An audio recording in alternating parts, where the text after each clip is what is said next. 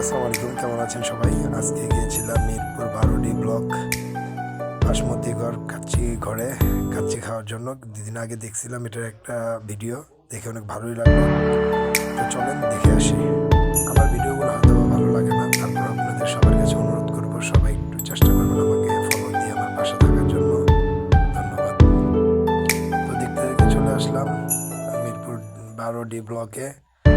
আমাদের সাথেই বাসমতিগড়, এটা খাবারটা মোটামুটি ভালো ছিল। দেখি চলুন, তারপরে সামনে আগাইলাম, দেখি সামনে কি অবস্থা। আমি ব্লগ করতে পারি না, অথবা ব্লগ করিও না।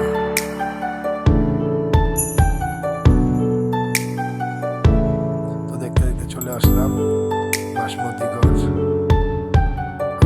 এসেই মনে করেন মাথা খারাপ হয়ে গেল মানুষজন দেখে। আসার পরে তো মাথাটা পুরো খারাপ হয়ে গেল। দেখেন আশেপাশে মানুষের অভাব নেই, কত মানুষ, তারা সবাই সিরিয়ালে আসে, কে আগে খাবে, কে আগে বসবে। তো আমি মাঝখানে একটু ভিডিও করলাম খাবারের, না দেখলাম খাবারের রাইস বলেন, তারপরে আলুটা বলেন, যেই গোস্তটা দেয় সেটা বলেন, আলহামদুলিল্লাহ খারাপ না, ভালোই ছিল আর কি। তারপরে ভিতরে দাঁড়াইলাম সিরিয়ালে। সিরিয়ালে উনি বলতেছে যে ভাই আধা ঘন্টা দেরি হবে। আমি বলছি ভাই আধা ঘন্টা দেরি হলে কিছু করার নেই, আসছি যখন খাবারের জন্য, খেয়ে তো পরে যেতে হবে, নাহলে তো না খেয়ে কি আর যাবো। পরে অনেক রিকোয়েস্ট করার পরে বললো যে এই বীজটা ওঠার পরে আপনাকে বসায় দেব। আমি আর কিছু না বলে চুপ করে দাঁড়ায় রইলাম। আমার পাশে আরও মানুষজন ছিল, তারাও দাঁড়ায় ছিল, কিছু করার ছিল না। মোটামুটি খাবারটা ভালোই ছিল।